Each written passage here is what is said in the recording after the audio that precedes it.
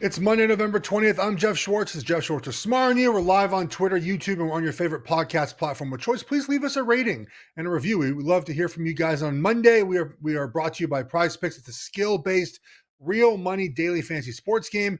Go to Prize Picks and use code GSSY for first deposit match up to $100. You pick 2 to 6 players. If they'll go more or less than the Prize Picks projection, you go up to 25 times your money on any entry. We'll be making selections for the biggest Monday Night Football game of the season. We actually have a game, Gabe, in prime time between 2 quarterbacks we actually want to watch is Eagles and Chiefs. So later in this show, we'll give you a Monday Night Football preview and my Prize Picks square for the game tonight. Gabe, buddy, someone accused me on the interwebs of not talking harshly enough about USC. Believe it or not. So yeah. I talked harshly about Colorado, but not USC, according to random internet person. So I had a good chuckle yesterday when I saw that. It made my weekend because the gambling hasn't been great. It was good for Pac-12, bad NFL, but seeing someone accuse me of not talking poorly about USC it made my weekend because everyone right now is piling on USC. It's a lot of fun, Gabe. It's a good place to be if you don't like USC. Yeah, that person has probably not sampled the show. No. Sir, madam, whoever you are, he craps on USC consistently, and he has every right to the last few weeks. I, as our resident USC fan, have been more than disappointed. Here's an idea. Yeah. Before we get into the biggest regular season game in recent memory and a great week of NFL to cover. What if USC paid an assload of money to Brian Flores and brought him in and they co-managed the team, him and Lincoln Riley? Little of what you need. Well, they need a defense coordinator, of course. And Brian Flores, we were texting about this last night, is the Vikings, right? Yeah, he's with the Vikings and they're winning again. Yeah, and they're doing a good job. Obviously didn't win last night, but still, I mean, the Josh Dobbs story is incrable. The kid, fun to watch. God, he's making so many plays. And he seems like a good person too, which is also nice to root for players that seem like good people. Think about USC, this is sort of not just a USC problem, but I think other colleges and some NFL teams, you have to want to be good on defense, or you have to be intentional about wanting to be good on defense. And you might hire a defensive coordinator that's good, but are you practicing to be a good defense? Are you being intentional with making sure that you're recruiting players that fit your defense? Are you making sure mistakes are being coached out of? We might get the Chargers at some point on today's show, but everyone keeps saying, well, why Brandon Staley? It's not his fault that someone drops a pass, but the continued mistakes of that football team eventually fall on the head coach, right? Because either you're coaching it out of teams or you're not playing those guys, right? And I know some guys had to play because of injury, but you ever notice the Chiefs and the Eagles and the Patriots for so many years never make mistakes, right? Don't have bad penalties. Don't have guys making scheme mistakes and mental errors. Don't have guys dropping passes all that often. Obviously, this year for Chiefs is quite different, but it's a philosophy, right? It's how you prepare your team to play football. The teams I've been on, the teams you've watched that are good, it's just kind of inherently drilled, right? And I think that Lincoln Riley is not inherently drilling be good on defense. He's not inherently having guys be physical. So this is a problem with all air raid offense. I know they're not air raid per se at times, but the Mike Leach, and there was an article that I think Bruce Feldman wrote this year about being a defensive coordinator under Mike Leach. It's hard to do because the core of your offense, the core of your team, I should say, is going to be around the offense, right? You're going to practice to prepare your air raid offense into being good. It is kind of interesting how we've seen, the success over the last 10 years in college football. A lot of it is defensive coaches, right? It's the Kirby Smart, the Nick Saban, even Ed Orgeron, even though that was an offensive-minded team that year. But, even Dabo, who's an offensive guy, look at his defense for all those years. That was so good. Again, you have Trevor Lawrence and Sean Watson. Those help, obviously. But Lincoln Riley is just not there right now. And so you can hire whatever you want, but you have to want to be good on defense. You have to want to coach mistakes out of your team. And the best coaches are able to do that because it's sort of, again, it's talked about, it's drilled. You spend specific time working on not making mistakes. You have guys in the facility, they're coached a certain way to avoid making mistakes. And so they just don't do that at USC right now. And they don't do that in Los Angeles either, to be fair, for the Chargers. But that's why you get rid of a coach, right? Because I'm not saying get rid of Lincoln Riley, but the mistakes add themselves up, right? I mean, there's you busted coverage, and then Austin Eckler slips, not his fault per se, and Johnson drops a pass, someone else drops a pass. It just sort of spirals out of control. Yeah, I mean, that Chargers game, the one score thing is now well beyond fluky. Like it's officially the Brandon Staley story, and him getting testy with people after the game is silly. I don't think we need to say much more about that. USC's season was really an embarrassment. Truthfully, there's no other way to describe it, and they're going to have to do something obviously this offseason, and then we'll see what the quarterback situation looks like next year.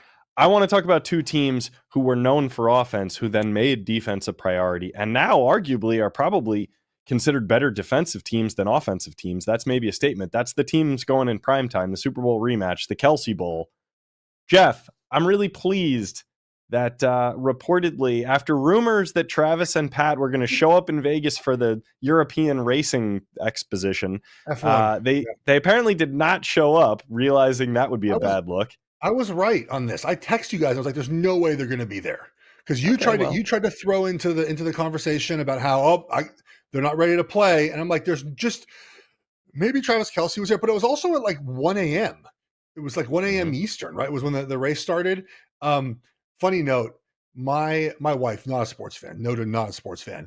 It's 11:30 p.m. Saturday night. The Washington-Oregon State game is done. All right, we're in bed, TV's off, like we're going to sleep. And she goes, "What time is the F1 race? Can we put it on?" I'm like, "What do you mean, what time's the F1 race? I don't know. You don't watch F1. I don't watch F1. What are you talking about?" She goes, "Well, can we record the race?" I said, "Oh, okay." So I turned the TV on. I recorded the F1 race. Do you think she's mentioned one time about the F1 race since Saturday night? I just want her to be quiet about it. She's like, "Well, what time do they race at?" I don't know. Like, so it was a very odd. I do not know why she just half asleep asked about the F1 race. God bless all the people who work hard to have turned this ridiculous, I don't even want to call it a sport, competition into something Americans pretend to care about. But guys, stop. Just stop. Like I watched Drive to Survive for a season on Netflix. And I was like, okay, cool. I got the sport. And like, I haven't watched season 2, 3, 4, 5. It's the same thing, like over and over again. They're high price. They fix the cars. They crash the cars, in my opinion, way too much. I'm like shocked how often these cars crash.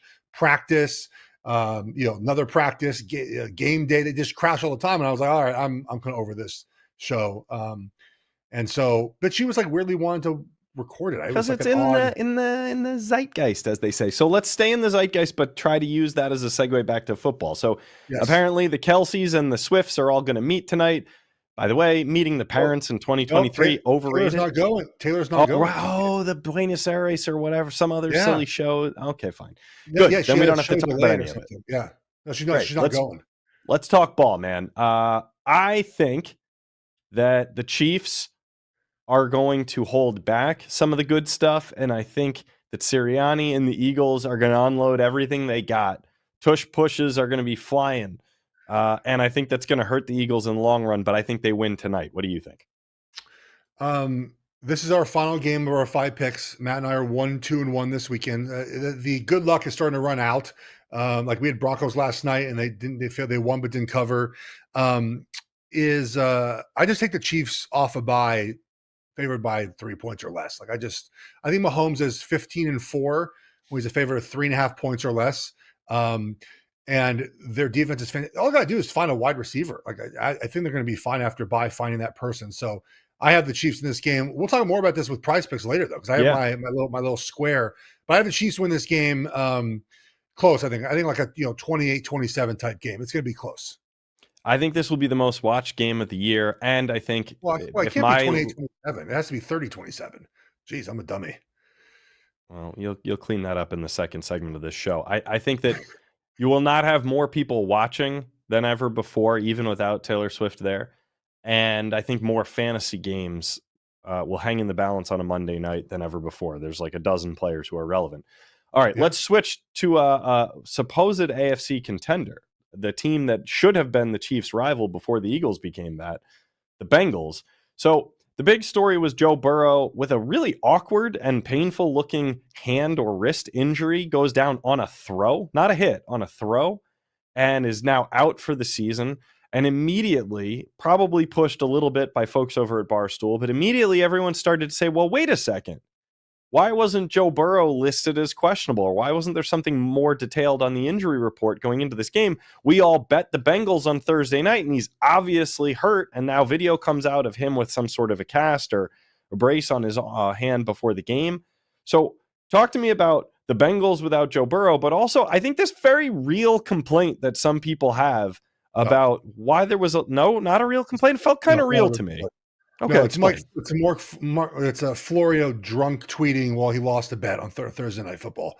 Well, I think Portnoy and others jumped in. Not all guys I like to agree with, but but that Portnoy's doing. See, the difference is Portnoy's doing that for content, and just like Mike Florio actually is angry because Mike Florio hates the NFL, so that's partly why. Okay. That's how the Portnoy did the call Portnoy and Portnoy. We're gonna like this. Just they're gonna sell shirts off of this. You know what I mean? Like he's a smart marketing person. All right. Do you really think Portnoy's upset about this? He had $1 million in the Bengals win the Super Bowl, but like that's separate of this wager. I don't think that he's serious about this, but I think he's raising a point. Sometimes people who argue in bad faith actually stumble into the right idea. And the question is, should there have been more information made available for any reason? Gambling, game planning, whatever you want. So let's talk about this because Florio is like, you should call Congress and investigate with a grand jury. I'm like, hold up, buddy. Okay. We got plenty of grand jury stuff going on right now in Congress. So the injury report, if you get treatment on your body, you're supposed to be in the injury report, right? Now, there's different ways to get treatment. There are times when if you don't use a machine, that doesn't count as treatment. You don't have to be in the injury report. There are times when you can go see your personal trainer and you're not on the injury report, right? Now, for the most part, guys are listed and it's the end of it. You're listed on the injury report, then you get a designation for practice, right? No practice, limited practice, full practice, and you get a game designation, right? Of like full participant, like you're playing basically, or was it doubtful and out? Those are the three. They used to be probable. They got rid of probable because that was like 97% of guys who were probable played. They're like, we're going to get rid of that designation. So the argument is that Joe Burrow should have been listed as wrist, full participation on practice, then given no game day designation because he was playing, right? Now, for a lot of us that gamble on games, if you see a quarterback on the injury report, it might give you pause on what to do. However, if you saw Joe Burrow listed on Monday for a Thursday game with wrist, full participant, after he just finished an entire game where he played the entire game, you would not change your wagering preferences for that game. So it's a bad faith argument to say that you would have changed how you wager in that game based on that basic. That's the minimum that would have happened, or really the maximum. It would have said Joe Burrow wrist, full participation, FP, and he would have got no game designation because he was playing. Now, there's videos of him in warmups. Looked totally fine. Looked great. We saw 17 throws of his where he was perfectly fine. And then he got injured, okay? So the way I read into this, Gabe, is maybe you can argue that he had a sprained wrist beforehand. It's hard to argue that based off the information that we have. He looked great. That did not look like a sprained wrist type of guy who was throwing the football. They were like driving down the field to score again. The sleeve on his thing, to me, that's a sleeve, not a brace. I mean, a brace is a different thing. The sleeve off an airplane is something that players wear. Like I would sleeve my ankle up every time I flew to prevent swelling. So maybe there was something in there that had been swelling. That doesn't mean it's an injury, but there's something that was, like you could have a loose body somewhere and something swells up for no apparent reason. Just the way my ankle still swells up every now and then when I travel. A loose body? What does that mean? Well, you have stuff floating you just have like in my ankle, I had stuff floating around. It just was like in there. Like my ankle will swell up now when I fly, and that doesn't mean I'm injured, right? Does that mean I'm injured if my ankle swells up when I'm flying in 3 hours? Life with a couple kids after 35 is just injured, period. But I'm saying like the point is that was more of a sleeve than anything else. People are upset because the social media person deleted the video of Joe Burrow wearing said sleeve on his wrist. the Bengals made a mistake. They should have never had him wear a wrist outside of the airplane. That was their fault for doing that. And I understand the 20-year-old social media manager who deleted the video. It wasn't like, I don't think the Bengals general manager was calling down like, hey, take the video down. The intern just probably deleted the video on their own. I don't think it's a nefarious thing from the Bengals. But Gabe, more importantly to the topic at hand about the injury report thing, I've been lucky enough to sort of get into gambling circles the last couple of years where I have people that we text back and forth that really know things. I'm obviously the recipient of the information a lot of times. I'm rarely giving them information, but I see the information. The sharps in Vegas know when guys are hurt before we know when guys are hurt. It's their job. Somehow they know. If they thought Joe Burrow was hurt, they would have bet on the Bengals, the Ravens, and the line would have gone up and up and up. Stayed static. It's a 3.5. Never went up. So he wasn't hurt. That's my point. He wasn't hurt. So you can argue the semantics of it being listed, wrist, full participation, whether that should have happened or not. But the point is, Gabe, is that you were wagering on him if you want the Bengals to cover that game, whether or not he's on the injury report. He was fine against Houston. He was fine early on against who they play their night, the Ravens, and he's now obviously hurt. He got hurt in the game. Injuries happen. It's part of football, and I think that Mike Florio is just doesn't like football. I don't think there's no other answer. Like he's always angry about the NFL. All his tweets are angry about what's happening in the NFL. So good luck on that grand jury investigation. So stupid. Yeah, it is stupid. But I think there is some, like I said, even a bad faith argument maybe sort of helps unearth a larger issue. In my experience as an NFL fan, I remember, it always goes back to these guys. I remember, many seasons in a row where Tom Brady was listed as, on the injury report. And it was always BS. Like, it was just coaching, just gamesmanship that New England participated in, and nobody ever took it seriously. And then sometimes he actually was hurt, and you didn't know whether he was or he wasn't. It was just a bunch of BS. It was smokescreen. So is it possible that maybe the people who are upset by teams trying to obscure the truth from other teams less than, like you said, the Vegas markets are going to correct themselves. They know the truth. But what about other teams trying to throw each other off? That's exactly what's happening in the injury report. It's why college football never releases anything. It's so funny how angry people are about the NFL and college football that you wager on as well has zero injury reporting whatsoever. Yeah, of course. Like if I were the Bengals and obviously Burrow was going to play, he's obviously out for the season, I'd just list Burrow every week with says upper body injury just to mess with people. Like that's what New England did, right? Upper body injury for Tom Brady each week because he got a little rub down on his elbow after practice. It's also week 11. Everyone's a little beat up. There are people that argue that there should be an injury report designation for every player who has some sort of bump and bruise. You'd have 53 guys listed on the injury report. That's not what the injury report's for. It's not what it's for, guys. And it's not for Joe Burrow being full contact, full speed, full ready to go early in that game. He got hurt, man. You lost a bet. It happens. Don't wager more than you can afford to lose, right? And if you have a gambling problem, call 1-800-GAMBLER. I told Florio that. He needs to call. He seems to have a gambling problem if he's that angry about this. So I hope he took my advice and maybe shuts it down a little bit. Yeah. All right, let's switch gears. The team that was supposed to be a real contender in the AFC that even after a win this week still just doesn't feel like one, the Bills. Let's be honest. They lucked into it with the Jets.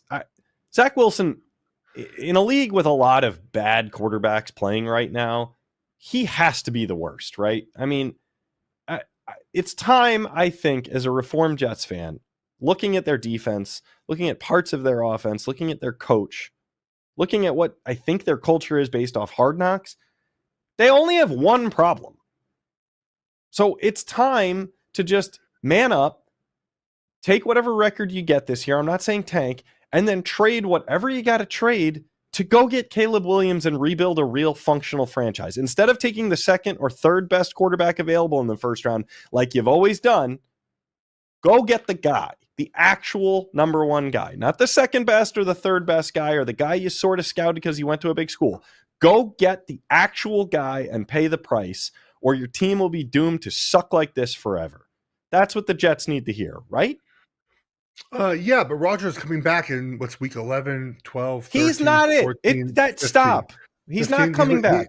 Wait, after 3 months after an ACL, Achilles surgery, he's not coming back. I thought he's like he's practicing already. He's on the fast track for recovery. I mean, we get this reporting each week, right? Like he shot the Jets video about how he's working out already and stuff. Uh-huh. And how many weeks? Yeah. How many weeks do we have to go through this Aaron Rodgers thing? Like until he gets all the attention forever? Look, it's a really good point you make, right? That you have a team right now that's really able to contend, I think, for an AFC championship with the roster they have put together. It's a good roster, right? It's a good defense and enough players on offense. The offensive line's a little bit of a concern with the injuries that they continue to have there. Mekhi Becton is not out for the year, hurt his ankle, I think, and Dwayne Brown's already out, right? Like there's some concerns with, I think, the offensive line. So that would be a question mark that can be addressed possibly, at some point in the offseason.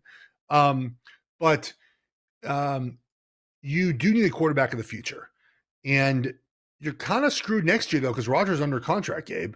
So, like, are you going to use all your the mistake the Jets made is having no backup plan for Rodgers, right?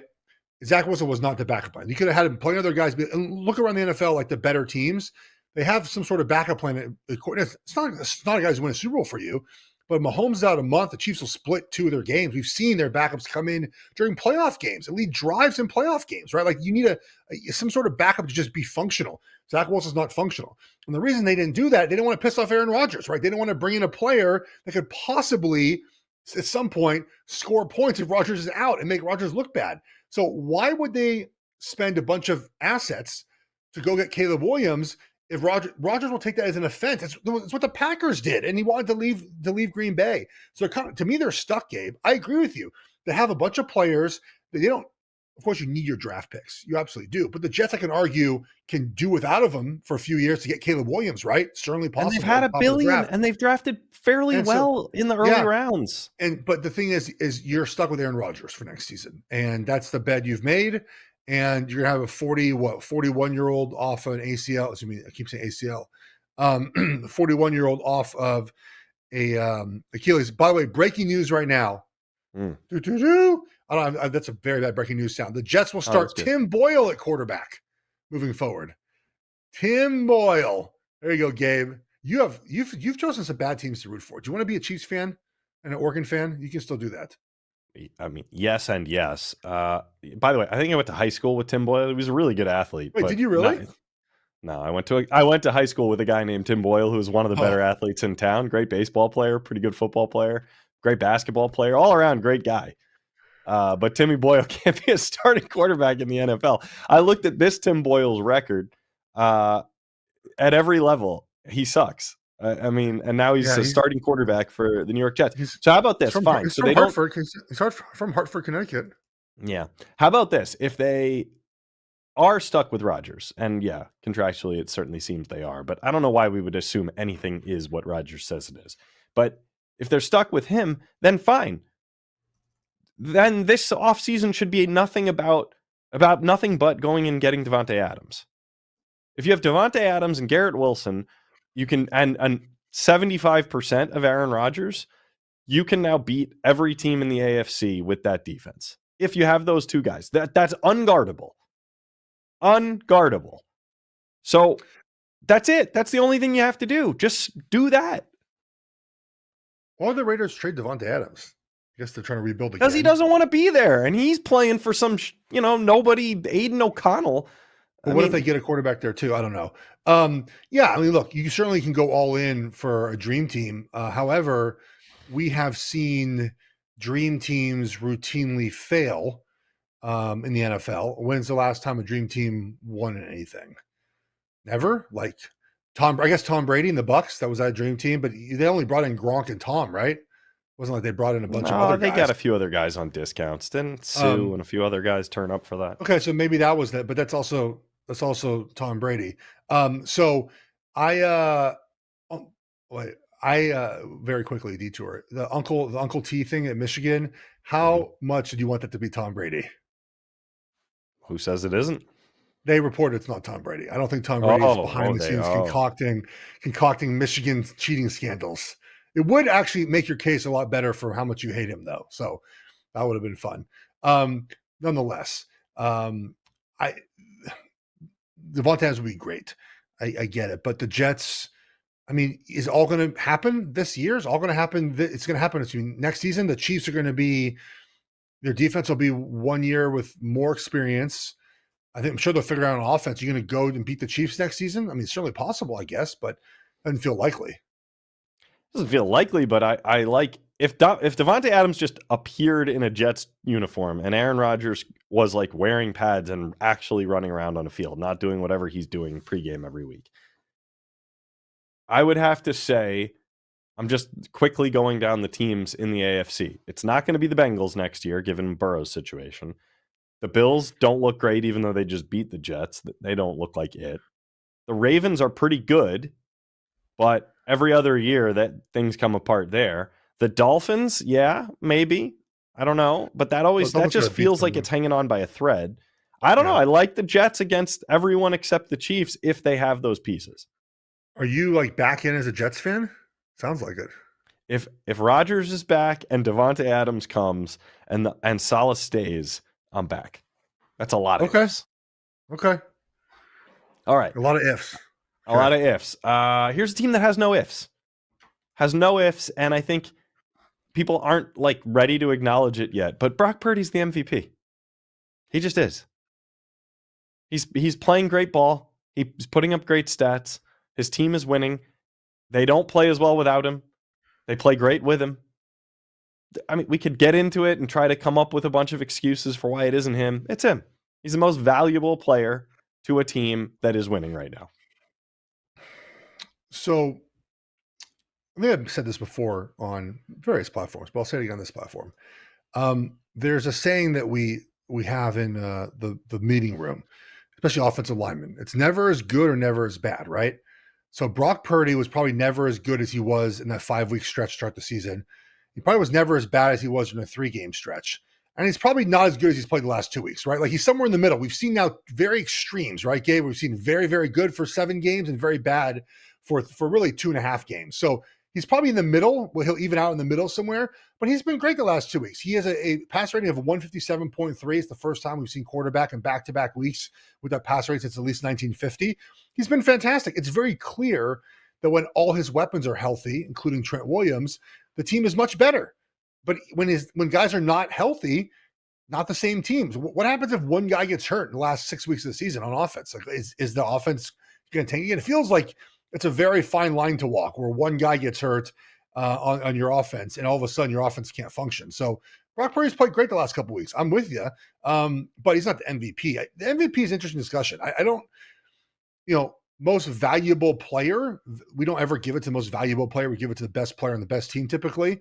But I can argue like a Tyreek Hill should be in the running for MVP. I saw some Myles Garrett. I saw some Myles Garrett love today for MVP. Brock Purdy is playing well, but I mean, is the MVP Trent Williams? Because the offense looked completely different when he was out. So doing a great job.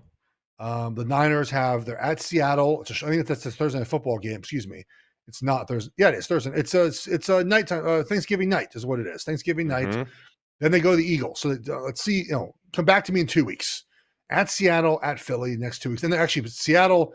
It's Seattle, Philly, Seattle, 3 straight weeks. So, how about we revisit Brock Purdy as the best quarterback in the NFL in 3 weeks? For the record, didn't say best quarterback, said MVP. And Tyreek Hill is your best argument against it. Most year, the MVP is the best quarterback in the league. This could be the year where a wide receiver does it because Tyreek Hill is unstoppable in an offense that is clearly built more around him than any other player. And they're exciting as hell, and he makes everyone better. So I could argue for Ty Hill. Obviously, Myles Garrett, right, is great. Browns, I don't know. They seem somewhat fraudulent. By the way, I hate giving a UCLA quarterback any respect this week after what they just did to USC, but I like DTR, man. I know you liked him when he was at UCLA. Like, I don't know. He falls into that same category for me as so many other really, really nice college players who just don't get taken seriously at the next level. And then they get the chance. And what do you know? They win. Like, why do we always do this? Why are we so surprised winners are winners? I mean, he threw for 100 and something yards yesterday. Won the game. He didn't. His last drive was great. He threw for 165. He threw 43 times. Why is he throwing 43 times, Stefanski? He did win the game. We're back to quarterback wins. So Justin Herbert stinks because he can't win. DTR good because he won the game. Is that what we're going with? That's what the quarterback. Justin Herbert's a lot better and is being wasted in LA. I'm just saying DTR, is the kind of guy who only a few years ago is like, well, if he switches to wide receiver, he can play tight end and special teams. Like, those are bad faith. That's a bad faith argument.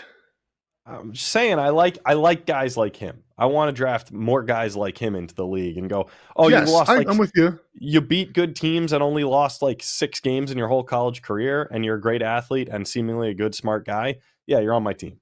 Let's just draft that way. Oh yeah, no, I'm with you there. All right, how about this one? Cowboys. We got to talk about them, right? They won again. Guess what? They're just a bully who can't take a punch. That's all they are. I keep looking up and they're like, oh my God, the Cowboys. Wait, who'd they beat? What? And by the way, like, they gave up 3 fourth-down conversions to Bryce Young yesterday. Like, they allowed the Panthers to stay in that game a little too long for my liking. I don't think they're any good at all. I know they're not great, but I don't even think they're that good. Well, they're front runners. They play well against good football, bad football teams, I should say. We have to see him play well against good football teams. This is the, not to go back to USC here, but USC started 6-0 this year, and it was like, well, let's see him against good football teams. And they went 1-5 against good football teams. The Cowboys right now have played 2 good football teams. They lost both those games, right? The Niners and the Eagles. And they'll get opportunities to play the Eagles again pretty soon. But they beat the bad football teams they played, and they do it really well. And so you have to say, look, there's certainly times when favorites lose, and you should never say that a win isn't important and a win isn't good for your franchise. But for a lot of us, I feel like the wins are great and all, but we have to see them do it against a certain caliber of team to feel like they're a real postseason, success opportunities are real, I should say. And so for a lot of us, like I enjoy watching them play football. Deron Bland has 4 pick sixes this year. It's incredible. Their offensive line, everything's good about them, but they haven't beat the good teams. And so you can't take them seriously until we see some results against those better football teams. You mentioned Deron Bland. I looked him up yesterday because it was like, who? The guy's literally named Bland? No wonder I haven't heard of him. So that's the guy playing for Diggs. So we're back to this argument. Hey, Diggs, like, maybe all those stats don't mean a whole lot if the guy behind you can go put up equal or better stats just playing in that spot. Like, why do guys always assume they're completely and totally irreplaceable, one-of-a-kind players? Then they go down, and the next guy's like, I'll have 4 pick sixes in a season, no problem. I mean, obviously, you need to see a bigger sample size than that. But, I mean, it's telling. It certainly is. But yeah, I mean, he's done a great job with him not in the game. But again, against the better teams, the Cowboys defense just not as good. Still kind of the point, right? Just not as good. By the way, Micah Parsons says he threw up during the game because he took pre-workout. Yeah, dry. C4. Okay, so is that a thing guys do? No, I don't think it's a thing. The guys do. Oh, well, hold on a second. Someone's here. Snake in the house. Door here. We're live. No snake in the house. But Jeff's got a door swinging open. Door is being closed. Okay, all right. Door's being closed. That's the thing about doing it live. The people that are here have headphones and can't hear that we're going on. So when I was a young football player, we had an offensive lineman that I was supposed to sort of like follow around. He was an older player. It was with my agency, and they're like, "Hey, follow this player around. He'll kind of help you through your rookie season." So the final preseason game, we played the Steelers week 4, and I wasn't supposed to play in that game because they had told me that they were going to try to save me for practice squad. The Panthers were, and they didn't want me to get any more film from the preseason. They wanted to cut me, release me, and then no one would pick me up because I didn't play a lot in the preseason. I only had 1 drive against the Colts in the first preseason game. So our starters dressed to play the game and then didn't play, so they sat out. Well, this older offensive lineman had some concoction that he had stirred up in a bottle, and he didn't drink it because he wasn't going to play. So it's like the first quarter, he goes, "Schwartz, drink this drink. I'm not playing. You might play, like, drink this." And I drank it because I was 22 years old and didn't know any better. And dude, I thought my heart was going to explode out my chest, same as Micah Parsons. I don't know what he gave me. It was I had like same with Parts, like the legit like boom boom boom. It was a lot of energy drink. Put it like that. Wow. So that's I just you just straight to took the it dome. because Just took this it. veteran guy told you to take it? Yeah. Man, you must have been a hard kid to deal with. Don't you know about peer pressure and stuff? I'm surprised you I don't don't. drink, given that you just were like, okay, sure, huh? Like, I mean, they had told me like if he tells you to do something or like he's going to teach you to play in the NFL. So I was like, he played like 10 years. I was like, cool, like sign me up. And he told me that drink this drink. He said it would help me like get ready for the game and get ready when I go in. I said, cool. And then I ended up being like C4 or whatever, and didn't feel great on the old ticker there. yeah. By the way, remember a few years ago when Bart Scott went on ESPN and started talking about how when the weather's cold, he used to take Viagra, and everyone were like freaked out and like basically told him he can't say that on TV, and it was a big deal. And now I was watching Shannon and Ocho the other day, and Ocho's just openly talking about this as if all players do this, and he said he would take about a half of Viagra to get the blood flowing. And they made a big joke out of it, but he said it so casually that I was like, wait a second. So, like, why did everyone jump all over Bart Scott? Like, maybe this is something lots of guys do. So I'm not asking you if that's something you did, but is that something people do? I've never seen that before. Really? Nope. Okay. All right. Well, Maybe guys go. we know I of a mean, couple guys who've done it. guys might go in the bathroom and do it. I don't know. Yeah. All right. Few other things I don't think we need to talk about, but let's just hit them before we take a break. Come back and get your square for tonight's game. First of all, I'd like to cancel both AFC and NFC South. Let's just give that terrain back to the SEC and the ACC. Done. We got enough good college football. No more watching teams in the NFL down south. The Broncos, they won a pretty exciting game last night. They're suddenly like kind of technically alive, but we don't need to talk about them, do we? No. Okay, great. That's a time saver. The Browns. We talked about DTR. That felt like enough. We don't need to talk about the Browns being a division leader in probably the hardest division in the sport. No, I mean the Browns. If they had a quarterback, they would be a legit like they are good, man. Well, okay, maybe they do have a quarterback. Not DTR, not to win the AFC. If you're the Browns, are you hiring like a law firm to go through the contract for Deshaun to try to void the whole thing? Are you looking for some clause? You must be, right? Yes. Yeah. Okay. Good luck to them. Brandon Staley. We touched on him earlier. It's time to talk about this. We are live at this moment. I would bet between us being live and people hitting play on the audio version of this sometime later today or tomorrow, Brandon Staley is no longer the Chargers coach. What do you think about that? I don't think Spanos is going to do it, but yeah, I'll just get rid of him, put Kellen Moore in there, be done with it, right? I mean, again, it's the mistakes, right? It's like the compounding mistakes each game that just you're like, it's got to be exhausting being on that team and playing for them. Like they just continue to make mistakes that cost them games in all different ways, right? They drop a pass, they don't line up properly, they have this coaching error, they have this thing happen, it's just a lot, man. The injuries too, like you need to just move off from Staley. Also, too, if you're a coach who is offensive minded or defensive minded, you control that side of the ball. You can't suck on that side of the ball. That's like your bread and butter. If you're an offensive coach, you can't be bad on offense. If you're a defensive coach, you can't be bad on defense. Staley's bad on defense. He's not even good at the thing he's supposed to be good at. So he's got to go. He has to go. Yeah.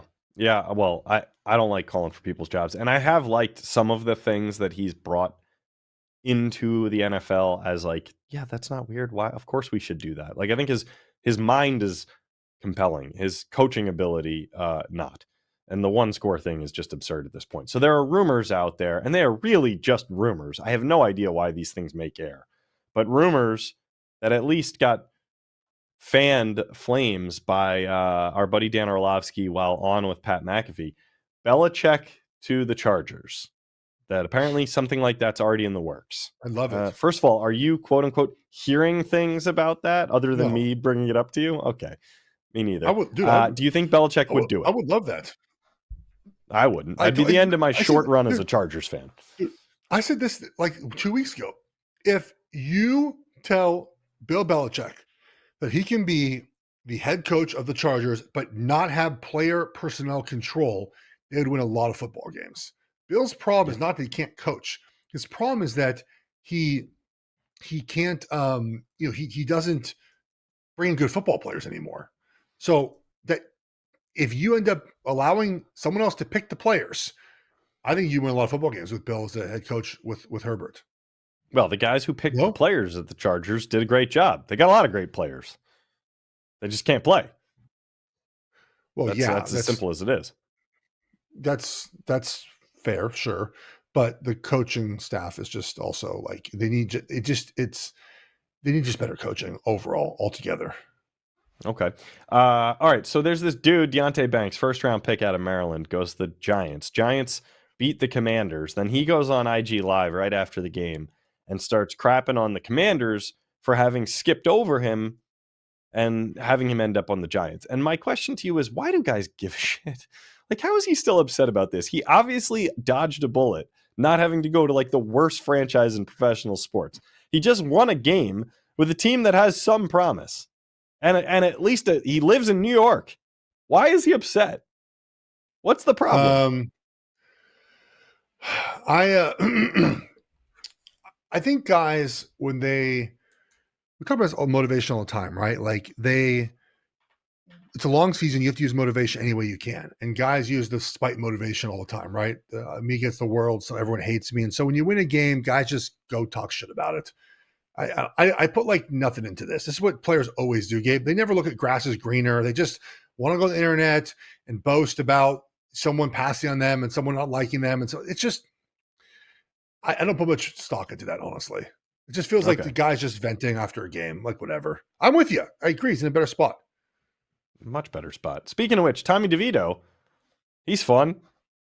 Let's put up some numbers. Maybe he doesn't stink. Maybe Tommy DeVito's a guy. Maybe, but Ron Rivera's probably out of a job too, just like Staley is. Oh, really? What about Ron Rivera going to be the DC at USC? I'm going to just say every known commodity who might know something about defense, put him at the top of the list. I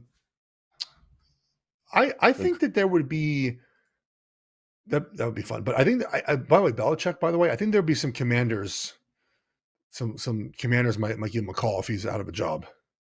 Well, then why did they just give away all their good players? If they thought they had a chance to go get the best coach in history, why would they give away all their best defensive players? I don't know, but I think because Rivera's not open yet for that job. I mean, that job's not open yet. So, but I think Belichick would get a call from Josh Harris, the new owner of the Commanders. They got to fix their name too. I don't like their name too. Josh Harris has a lot of things to do in Washington. Well, if they get Belichick, then that sets them up for some new names. Like grumpy. So if you're a Chargers, if the Chargers get Belichick, you're out the Chargers? 100%. I have principles, Geoff. I can't root for a team that Bill Belichick coaches. Can't do it. Okay. By the way, my son, who's now 5.5, almost 6, we're watching Red Zone yesterday. He loves Red Zone. He always asks for Red Zone. He keeps asking, Dad, is there Red Zone for college football? Dad, is there Red Zone for basketball? Like all he wants is Red Zone. So yesterday, the Bills and Jets game kept coming up. There is a Red Zone. Isn't there an NBA one they're doing now? Excuse me, NBA one they're doing now? They just started it for the tournament. I watched a little bit of it on Friday night. It was fun. Their version of Hanson maybe needs to take it down a little bit, but it's a cool concept. But my kid says, yeah, this game stinks. This game stinks of the Jets and the Bills. I was like, yeah, yes. I wish they wouldn't show us this game. He goes, the quarterback, I don't know, man. He's like, he can run, but he can't pass. He can't pass at all. I was like, you're ready, buddy. You're analyzing it perfectly. And he can only run because he can't throw. He's just running around out there. He's like, yeah, he doesn't even look like he knows how to throw it. Just give him a job already, man. Give him a job. I'm ready. I'm grooming him. All right, let's take a quick break. Let's come back. You're a little smarter than he is still. So you're going to give me some money-making picks. I want to fill out a nice square tonight. I want you to be aggressive. This is a big game. Chiefs and Eagles. Take a quick break. If you're watching live, 5-10 seconds. If you're listening at home, quick break. We're right back.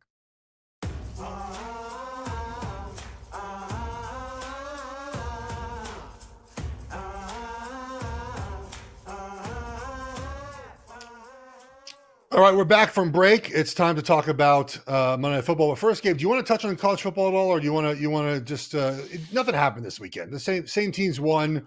I think after this weekend, we'll get some more movement with a lot of rivalry games. We know obviously that someone has to lose in the Big Ten. Oregon and Washington are on a path to play each other. Now they'll figure that out. Texas will play someone in the Big 12 championship game. Alabama, Georgia play in 2 weekends. It feels like we're getting to the point where it'll all settle itself out. But there's been no upsets, man. It's been a wild year at the top. There's, again, 5 undefeated teams this late in the season. It doesn't happen very often. And the one-loss teams are Alabama lost to Texas. Texas lost to Oklahoma on the last play of the game. And Oregon lost by 3 to Washington. Like, those are the top 8 teams right now. It's kind of crazy how well those teams have played, and it'll all get figured out.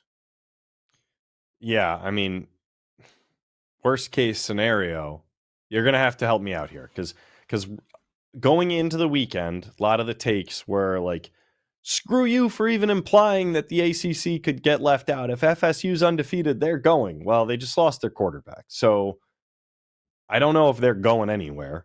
So now the question becomes, if it's Bama, Georgia, and Bama wins, they're in.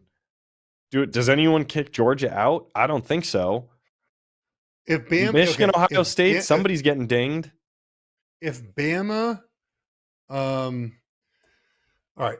If Bama wins against Georgia in the SEC championship game, and FSU, Washington, and the Big Ten champion are undefeated, Georgia is out. Do you think they take a FSU without undefeated? Yes. A healthy quarterback over? They're undefeated. Yes, they're undefeated. They've won all their games. That's just the way this sport works. I mean, dude, I'm all for put the undefeated team in, especially if they've played some real competition. But I don't know if I can co-sign that. I don't want to see Georgia in there again. I'm getting tired of them. But come on, do we honestly think that FSU is a better team than Georgia, even if Georgia loses to Alabama? I don't think so.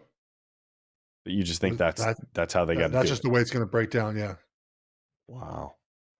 All right, so give me, since I think a lot of people watching and listening want your take on this. Talk to me about the Pac-12 then, just briefly. Like Oregon, Washington. What do we? I think we're going to beat Oregon State this weekend, and then we're going to play Washington, who's already clinched for the Pac-12 championship on Friday night, December 1st. Oregon's going to be like an 8-point favorite too. It's going to be a big number. It's surprising how big that number is going to be, but that's where it's going to be at. And we'll preview next week. I'll tell you that. I'm excited to talk about.